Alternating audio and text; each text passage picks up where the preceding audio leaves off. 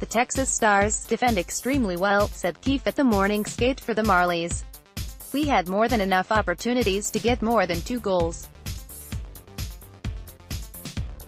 That's what we need to get to. We need to get over that hump of 2. We need to get 3 or more."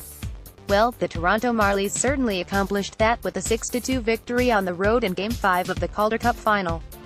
The Marlies were reeling after a futile loss in Game 4 against the Stars. The lucky bounce early in the game gave the squad life as they exploded for 6 goals on 30 shots, chasing Stars goaltender Mike McKenna out of the game, and taking a critical 3-2 lead in the series. Rosen broke out with a 2-goal performance, sealing the deal for the Marlies when they needed it most. The Marlies will get 2 chances to hoist the Calder Cup at home. Game 6 will be on Tuesday night, with a potential Game 7 on Thursday night. These are the last 2 teams playing professional hockey right now, so you might as well be there.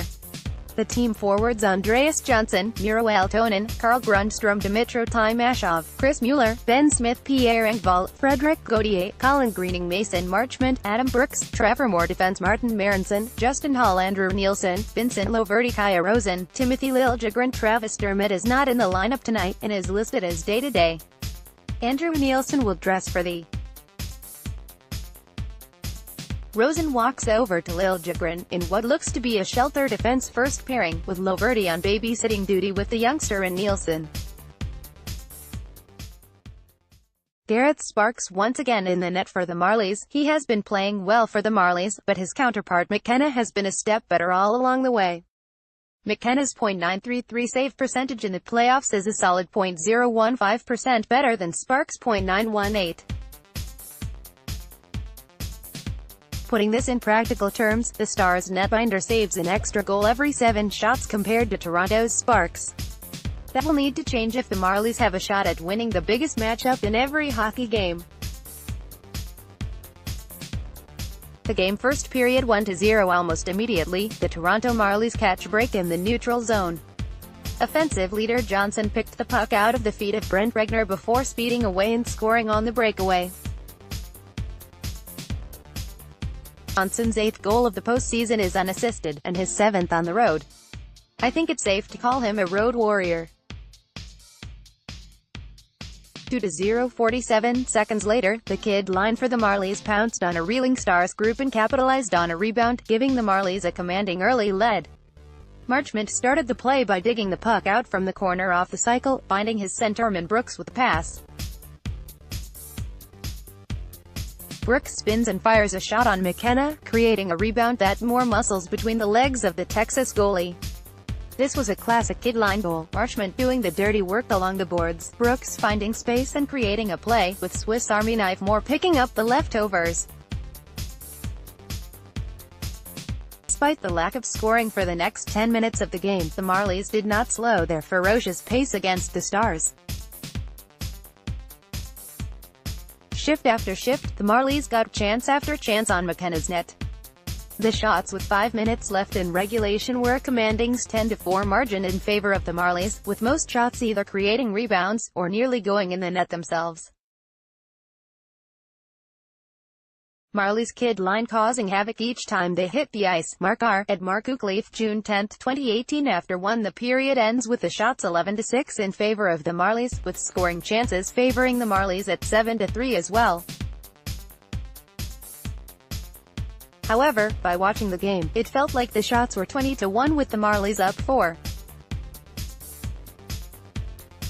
For the first time in Texas, and possibly the series, we got to see the relentless, 4-line, fast, and talented roster the Marlies had to offer. Andy Nielsen has been, dare I say it, the best defensive defenseman on the ice for the Marlies. He's jumped in plays, communicated with his wingers to make sure things are covered defensively, and made his presence known with his dangerous shot. Second period 2-1. The Stars started the second period by putting the first behind them and tried to jump on the Marlies early. They kicked off the period taking over the shot clock for the period 1-6, and they got rewarded with a goal. Sparks has been having trouble with traffic in front of him all playoffs, and this game was no exception. With 4 or 5 bodies in front of him, Gavin Bayreuther's point shot found a hole and beat a late-moving Sparks for the ever-dangerous 2-1 goal. 3-1 the Marlies attempted to get their groove back by throwing out the hard-working third line. That trio accomplished exactly what the team needed and more when Greening took a Mueller pass in the slot and fired home the third goal of the game for the team in white and blue.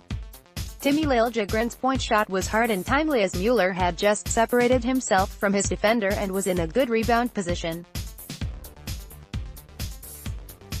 4-1 almost exactly a minute later, Johnson burst into the offensive zone with speed, stopped up to find teammates, and fed Rosen with a bullet of a pass.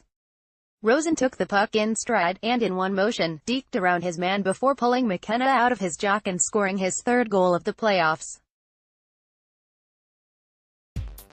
5-1 that goal wasn't all Rosen had in his bag of tricks, as he showed off his skating ability and shot with an incredible end-to-end goal. Rosen picks up the puck in his own end, blisters through the neutral zone, dropping Jason Dickinson on his way, before stepping into the far face-off dot and blasting home a wicked wrister past McKenna. We should start calling him the Swedish DSP with numbers that wild.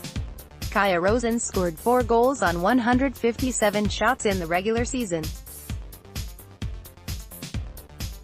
He now has 4 goals on 41 shots in the playoffs. Mike Stevens, at Mike E. Stevens 81, June 10, 2018. After 2 despite giving up an early barrage of shots in the first period, the Marlies played an incredible final 16 minutes, scored 3 goals, and finished the period with a respectable 11-13 shot differential.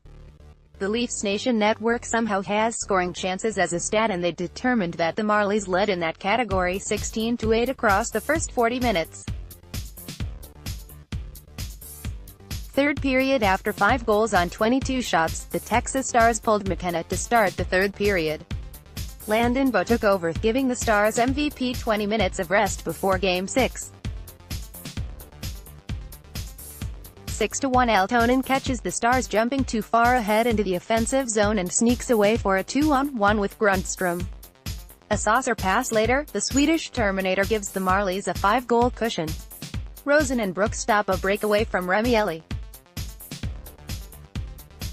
They had no right catching up with the Stars winger, but they did somehow. Hardevlad, at Hardevlad, June 10, 2018 6-2 It was a good thing Grundstrom scored the 6-1 goal for the Marlies because the Stars came right back and put up their second goal of the game. Once again, the Stars created traffic in front of Sparks so that he couldn't see a Matt Mangine shot deflect to Sheldon Dries before he put the puck into the Marlies' goal. And like most Marlies games, that's when the boys from Toronto shut down the Stars, holding them to only 6 shots in the period, and sealing the victory.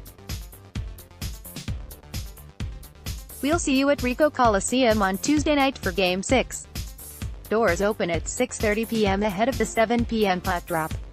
You are more than welcome to come to the back of Section 102 and meet either Species 1967 or myself, or both between periods. We'd love to see you.